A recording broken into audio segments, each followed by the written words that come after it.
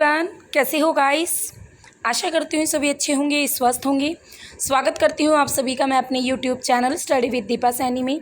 आज की क्लास में गाइस मैं आपको करवाने जा रही हूँ क्लास 11th की एनसीईआरटी का चैप्टर नंबर 14 और चैप्टर का नाम रहेगा महासागरीय जल संचलन।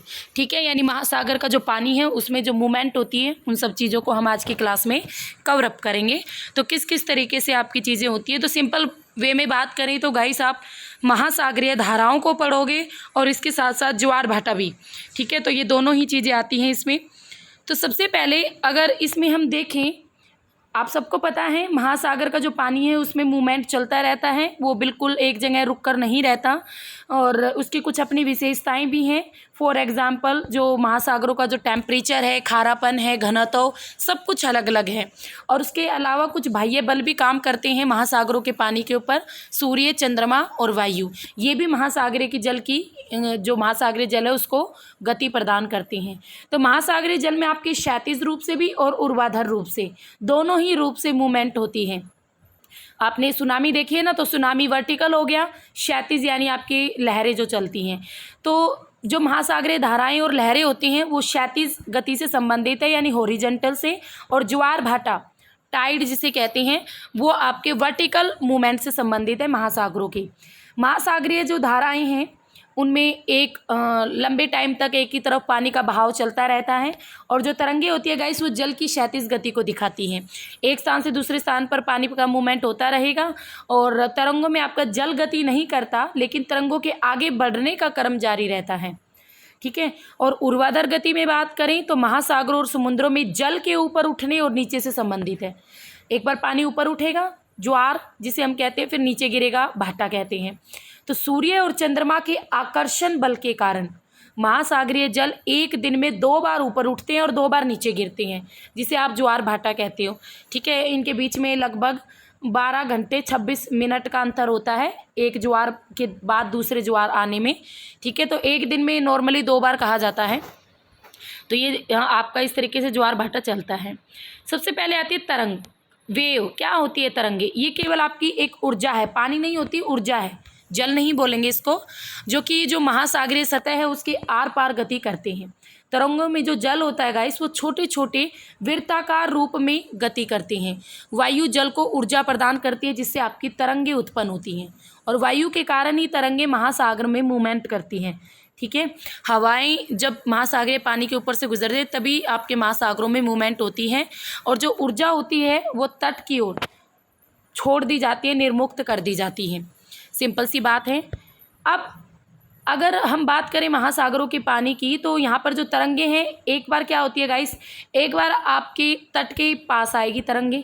ठीक है, महासागरों की तरंगे एक बार तट के पास आती है फिर बैक भी चली जाती है। आपने सबने देखा होगा, लाइव नहीं देखा तो टीवी पर तो सबने देखा ही होगा महासागरीय लहरों को।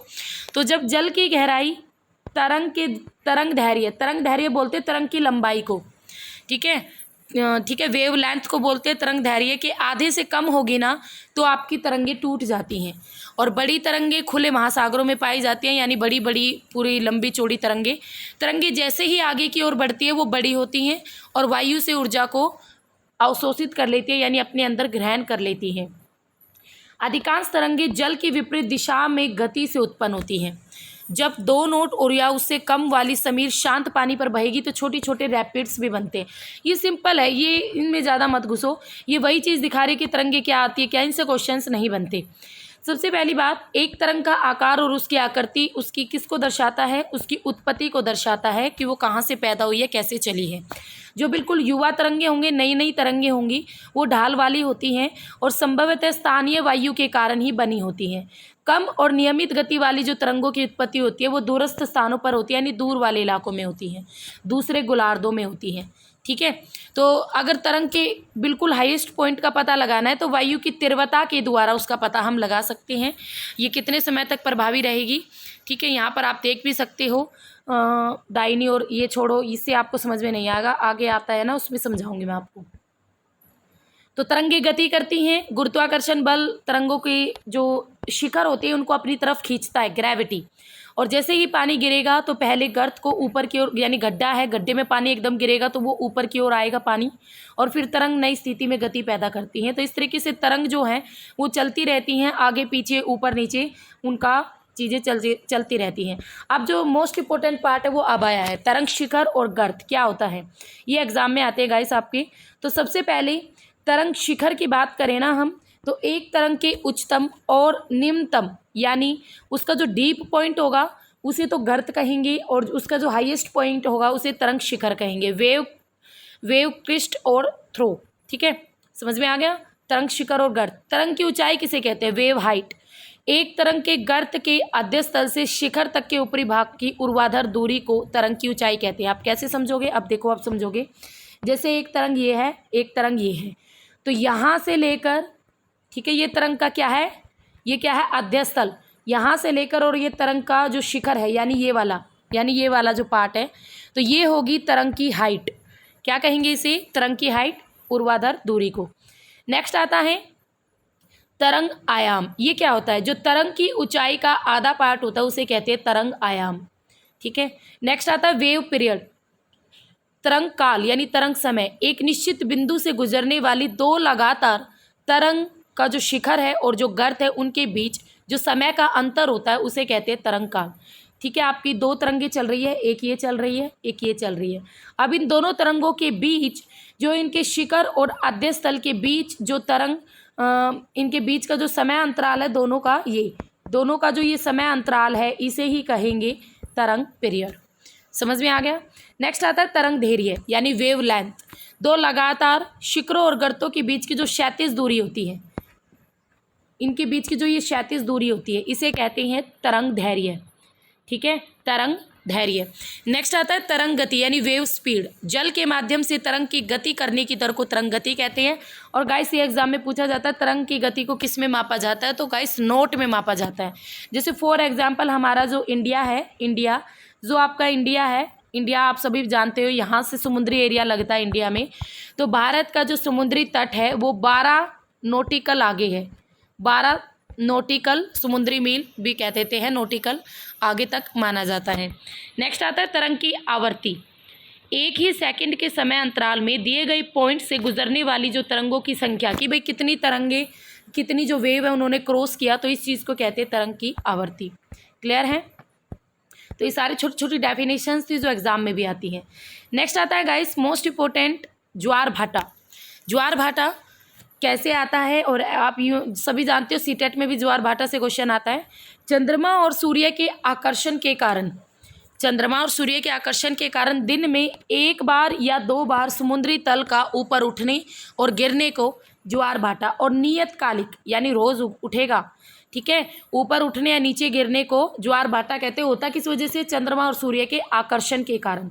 वैसे चंद्रमा का ज़्यादा रोल होता है क्योंकि हमारी पृथ्वी के अधिक निकट चंद्रमा है, सूर्य तो बहुत दूर है, तो सबसे ज़्यादा मेजर रोल होता है हमारे मून का। तो जलवायु संबंधी प्रभाव के कारण जल की गति को मोहर्मी यानी सर्ग कहते हैं, सर्ग बोलते हैं गाइस इसे, ठीक है। और मोहर्मी ज्वार भाटाओं की तरह ये नियमित नहीं होती। ज्वार भाटाओं का स्थानिक और कालिक रूप से अध्ययन बहुत ही कठिन है। इनकी आवर्ती, इनका परिमाण और इनकी ऊंचाई में बहुत अधिक भिन्नता देखने को मिलती है। हर बार ज्वार भाटे आपके अलग अलग होते हैं, कभी ऊंचे, कभी कम ऊंचे, कभी छोटे, इस तरीके से। तो चंद्रमा के गुरुत्वाकर्षण बल के कारण, ठीक है, चंद्रमा का गुरुत्वाकर्षण बल के कारण और कुछ हद तक सूर्य का भी यूज होता है, तो ये दोनों ज्वार भाटाओं की उत्पत्ति में सहायक होते हैं। और दूसरा कारक आता है गाइस अपकेंद्रीय बल। ये आपके जो ग्रेविटी है इसको बैलेंस करके रखता है। ग्रेविटी और अपकेंद्रीय दोनों ही बल मिलकर पृथ्वी पर दो महत्वपूर्ण ज्वार भाटाओं को उत्पन्न करने के लिए उत्तरदायी होते हैं। तो दो बल काम करते हैं, एक गुरुत्वाकर्षण बल, एक अपकेंद्रीय बल। चंद्रमा की तरफ वाले पृथ्वी के भाग पर, यानी अर्थ का जो पार्ट चंद्रमा के निकट है, फॉर एग्जाम्पल ये हमारी पृथ्वी है और ये हमारी पृथ्वी है और ये हमारा मून है, यानी अर्थ का ये वाला पार्ट चंद्रमा के निकट है ना। तो वो भाग जो चंद्रमा की तरफ होता है वहाँ एक ज्वार भाटा उत्पन्न होगा, यानी इस भाग पर समुद्री एरिया में एक ज्वार भाटा उत्पन्न होगा। और विपरीत भाग पर, इसका विपरीत ये वाला पार्ट हो गया, तो इस वाले पार्ट पर चंद्रमा का गुरुत्वीय आकर्षण बल उसकी दूरी के कारण कम होता है, तो यहाँ अपकेंद्रीय बल दूसरी तरफ ज्वार उत्पन्न करता है। यहाँ पर अपकेंद्रीय बल के कारण ज्वार उत्पन्न होगा, यहाँ पर चंद्रमा के गुरुत्वाकर्षण बल के कारण उत्पन्न होगा। तो इस प्रकार एक ही टाइम पर दो ज्वार उत्पन्न होते हैं। तो ज्वार उत्पन्न करने वाले बल इन दो बलों के बीच के अंतर है, यानी चंद्रमा का गुरुत्वाकर्षण और अपकेंद्र बल। देखो इन्होंने दिया हुआ भी है, कितना सुंदर डायग्राम दिया हुआ है, आप समझोगे इससे। ठीक है, जैसे ये चंद्रमा है, इसके सामने वाले पार्ट पर यहाँ पर ज्वारीय उभारीय पानी है, पानी का ये खिंचाव है ऊपर की ओर, तो ये सीधा सीधा चंद्रमा और सूर्य दोनों की वजह से ही होता है, पर ज़्यादा वर्क यानी मेन रीज़न चंद्रमा है। ठीक है, अब क्या होता है, ये तो आपने समझ लिया कि चंद्रमा के कारण सीधा सीधा होता है। उसी टाइम पर दूसरी तरफ यानी चंद्रमा ने यहाँ पर तो ज्वार उत्पन्न हो गया, और उसी वक्त दूसरी तरफ भी एक और ज्वारीय उभार उत्पन्न होता है, और उसका मेजर कारण होता है अपकेंद्रीय बल। ठीक है, अपकेंद्रीय बल। तो ये सारी सिचुएशन चलती रहती हैं। तो यहाँ पर अगर हम बात करें गाइस, तो पृथ्वी के धरातल पर चंद्रमा के निकट भागों में, पृथ्वी के धरातल पर चंद्रमा के निकट वाले भागों में अपकेंद्रीय बल की अपेक्षा गुरुत्वाकर्षण बल अधिक होता है। जो चंद्रमा के निकट है वहाँ पर तो गुरुत्वाकर्षण बल अधिक होगा, और यही चंद्रमा के ज्वारीय उभार का कारण है। चंद्रमा का गुरुत्वाकर्षण पृथ्वी के दूसरी तरफ कम होता है, तो वहाँ पर अपकेंद्रीय बल ज़्यादा प्रभावशाली होता है। ठीक है, तो चंद्रमा वाले पार्ट में गुरुत्वाकर्षण बल यानी ग्रेविटी, और अपोजिट वाले पार्ट में कौन सा बल होगा, अपकेंद्रीय बल। ठीक है, तो यह चंद्रमा से दूर दूसरा उभार पैदा करता है, यानी अब ये कह सकते हैं कि पृथ्वी के धरातल पर क्षैतिज ज्वार उत्पन्न करने वाले जो बल है ऊर्ध्वाधर बलों से अधिक महत्वपूर्ण है, जो ज्वारीय उभार पैदा करते हैं। अब देखो फॉर एग्जांपल आपका जो कर्नाटक है, कर्नाटक में आती है एक फंडी की खाड़ी, इसके ज्वार भाटा, विश्व का सबसे ऊंचा ज्वार भाटा ये कनाडा में आता है, कनाडा के नवा स्कोशिया में है ये फंडी की खाड़ी, इसमें उठता है सबसे ऊंचा ज्वार। इसकी गाइस ऊंचाई होती है 15 से 16 मीटर। यहाँ पर दो उच्च ज्वार और दो निम्न ज्वार प्रतिदिन आते हैं, यानी 24 घंटे में। एक ज्वार 6 घंटे के भीतर जरूर आता है। ज्वारीय उभार 1 घंटे में 2.4 मीटर ऊपर उठता है, यानी ज्वार प्रति मिनट 4 सेंटीमीटर ज़्यादा ऊपर की ओर उठता है। तो आपको फंडी की खाड़ी के बारे में याद रखना होगा, मोस्ट इंपॉर्टेंट है, क्योंकि विश्व का सबसे ऊंचा ज्वार कनाडा की फंडी की खाड़ी में ही उठता है। ठीक है, नेक्स्ट आता है महाद्वीपीय मगन तट। ये आपका बहुत अधिक विस्तृत एरिया है, मैं आपको पहले ही समझा चुकी हूँ इससे पहले वाले वीडियो में। ठीक है, जब हमने चैप्टर पढ़ रहे थे तो मगन तट क्या होते हैं। यहाँ पर भी जो ज्वारीय उभार है वो अधिक ऊंचाइयों वाले होते हैं। ये मध्य महासागरीय द्वीपों से टकराते हैं और इनकी ऊंचाइयों में फिर अंतर आ जाता है। बिल्कुल कोस्टल एरियाज़ के पास बात करें तो वहाँ पर आपकी ज्वार नद, यानी जहाँ पर नदियाँ अपनी सेडिमेंट मिलाती है या खाड़ियाँ मिलती हैं, तो इनकी आकृतियाँ भी ज्वार भाटे की तीव्रता को प्रभावित करती हैं। ठीक है, फीचर्स तो प्रभावित करते हैं ना, किस तरीके का फीचर्स है। तो जब ज्वार भाटा द्वीपों के बीच से या खाड़ियों या ज्वार नद मुखों में से गुजरता है तो उसे ज्वारीय धारा कहते हैं। ठीक है, जब आपका कोई भी ज्वार भाटा आइलैंड के बीच से या कोई बे है उसके बीच से या ज्वार नद मुखों के बीच से निकलता है तो उसे ज्वारीय धारा के नाम से जाना जाता है। नेक्स्ट आता है गाइस ज्वार भाटा के प्रकार। तो आपके ज्वार की आवर्ती, दिशा और गति में स्थानीय और साम्यक भिन्नता पाई जाती है। ज्वार भाटाओं को उनकी बारंबारता यानी एक दिन में 24 घंटे या उसकी ऊंचाई के आधार पर विभिन्न प्रकारों में वर्गीकृत किया जाता है। फॉर एग्जाम्पल आवर्ती पर आधारित ज्वार भाटा, सबसे पहले टाइड्स बेस्ड ऑन फ्रीक्वेंसी। सबसे पहला आता है अर्ध दैनिक ज्वार, ये एग्जाम में आते हैं। दैनिक ज्वार क्या होता है, अर्ध दैनिक ज्वार क्या होता है। तो बिल्कुल सामान्य ज्वारीय प्रक्रिया होगी। प्रत्येक दिन में 2 उच्च ज्वार और 2 निम्न ज्वार आएंगे। 2 लगातार उच्च और निम्न ज्वार लगभग ये समान ऊंचाई के होंगे, तो इन्हें कहेंगे अर्ध दैनिक ज्वार। देखो अर्ध दैनिक यानी दिन के आधे पार्ट में एक ज्वार जरूर आएगा। ठीक है, नेक्स्ट आता है दैनिक ज्वार। इसमें क्या होगा, इसमें प्रतिदिन केवल एक उच्च और एक निम्न ज्वार देखने को मिलेगा। उच्च और निम्न ज्वारों की जो ऊंचाई है वो समान होगी। दैनिक यानी दिन में एक बार। ठीक है, तो दिन में एक उच्च और एक निम्न ज्वार। नेक्स्ट आता है मिक्स्ड टाइड यानी मिश्रित ज्वार। इसमें क्या होगा, इसमें ज्वार भाटा जिनकी ऊंचाइयों में भिन्नता होगी, अब तक बिल्कुल एक समान ऊंचाई के ज्वार आ रहे थे ना, अब ऊंचाइयों में जब भिन्नता होगी तो उसे कहेंगे मिश्रित ज्वार भाटा। उत्तरी अमेरिका के पश्चिमी तट और प्रशांत महासागर के बहुत सारे आइलैंड में इस प्रकार के मिश्रित ज्वार देखे जाते हैं, जिनमें ज्वार और भाटा की जो ऊंचाई होती है उनमें काफ़ी भिन्नताएँ देखी जाती हैं। नेक्स्ट आता है सूर्य, चंद्रमा और पृथ्वी की स्थिति पर आधारित ज्वार भाटा। तो उच्च ज्वार की ऊंचाई में भिन्नता पृथ्वी के सापेक्ष यानी पृथ्वी के बिल्कुल सामने वाले सूर्य और चंद्रमा की स्थिति पर निर्भर करती हैं। और वृहत ज्वार या निम्न ज्वार इस वर्ग के अंतर्गत आते हैं। ठीक है, तो सबसे पहले पढ़ेंगे वृहत ज्वार क्या होता है। वृहत ज्वार तो गाइस पृथ्वी के संदर्भ में सूर्य और चंद्रमा की जो स्थिति ज्वार की ऊंचाई को प्रत्यक्ष रूप से प्रभावित करती है। हम पहले ही पढ़ चुके इस चीज को। जब तीनों एक सीधी रेखा में होंगे तब ज्वारीय उभार अधिकतम होगा। यानी पृथ्वी, चंद्रमा और आपका सूर्य, ये तीनों एक सीधी रेखा में होंगी तो गाइस आपका जो ज्वार होगा वो अधिकतम होगा और इसको वृहत ज्वार भाटा कहेंगे। क्या कहेंगे? वृहत ज्वार भाटा। ऐसा महीने में 2 बार होता है, एक तो पूर्णिमा पूर्णवासी के समय और एक दूसरा अमावस्या के समय। फिर सेकंड आता है निम्न ज्वार। वृहत ज्वार और निम्न ज्वार के बीच 7 दिन का अंतर होता है और इस समय चंद्रमा और सूर्य एक दूसरे के समकोण पर होते हैं। निम्न ज्वार, ठीक है, ये एग्जाम में आते ही आपके निम्न ज्वार, वृहत ज्वार, ये सीटेट में भी पूछे जाते हैं और एस्टेट में भी आते हैं। बाकायदा आपको पिक्चर देके पूछा जाता है कौन सा ज्वार दिखा रहे हैं। तो इस समय चंद्रमा और सूर्य एक दूसरे के समकोण पर यानी 90 डिग्री के एंगल पर होंगे। सूर्य और चंद्रमा पृथ्वी के, और सूर्य चंद्रमा के गुरुत्व बल एक दूसरे के बिल्कुल विरुद्ध काम करते हैं। चंद्रमा का आकर्षण सूर्य के दुगना या अधिक होते हुए भी यह बल सूर्य की गुरुत्वाकर्षण के समक्ष बिल्कुल खत्म सा हो जाता है और चंद्रमा का आकर्षण अधिक इसलिए क्योंकि यह पृथ्वी के अधिक निकट है। ये चीज़ मैं आपको पहले ही बता चुकी हूँ। महीने में गाइस जब चंद्रमा पृथ्वी के सबसे अधिक निकट होता है उसे उपभू कहते हैं। असामान्य रूप से उच्च और निम्न ज्वार उत्पन्न होता है इसी दौरान, और इस दौरान आपका ज्वारीय क्रम सामान्य से अधिक होता है। जब चंद्रमा पृथ्वी के निकट होगा तो आपका ज्वार भी सामान्य से अधिक होता है। 2 सप्ताह के बाद जब चंद्रमा पृथ्वी से बहुत अधिक दूरी पर होता है जिसे हम अपभू कहते हैं, तब चंद्रमा का गुरुत्वाकर्षण जो बल होता है वो बिल्कुल सीमित होता है और ज्वार भाटा के क्रम उसकी औसत ऊंचाई से बहुत ही कम होते हैं। यानी चंद्रमा दूर तो ज्वार भाटा के जो क्रम होते हैं उनकी ऊंचाइयां भी कम हो जाएंगी। अब सुनो, जब पृथ्वी सूर्य के सबसे अधिक निकट होती है यानी अपसौर की स्थिति 3 जनवरी के आसपास ये स्थिति होती है तो उच्च और निम्न ज्वारों के क्रम भी असामान्य रूप से बहुत ही न्यून होते हैं, बहुत ही कम होते हैं।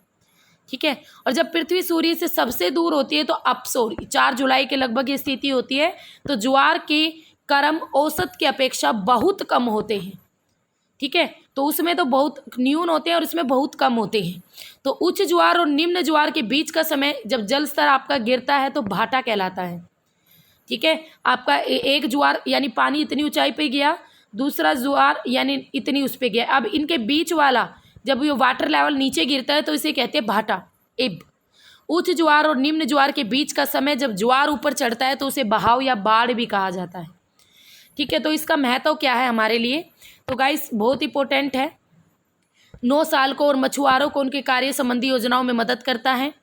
और इसके अलावा ज्वार की ऊंचाई बहुत अधिक महत्वपूर्ण होती है, खासकर बंदरगाह वाले इलाकों में, ज्वार नदमुख वाले इलाकों में जहाँ प्रवेश द्वार पर आपके रोधिका भी होते हैं। ये रोधिका कुछ समुद्र की मिट्टी के बने एक लंबी सी पट्टी के रूप में होते हैं, उन्हें रोधिकाएं कहते हैं।